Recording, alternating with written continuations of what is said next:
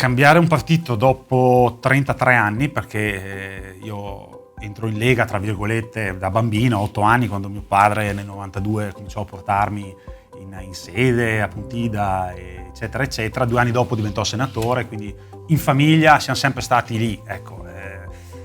Faccio questo cambio, quindi non certamente a cuor leggero, ecco, c'è una storia di una vita intera dentro, quindi parlare di opportunismo mi sembra un po' esagerato, anche se posso comprendere che qualcuno deve dire, ecco, però è anche vero che è un partito che è cambiato moltissimo negli anni. La Lega oggi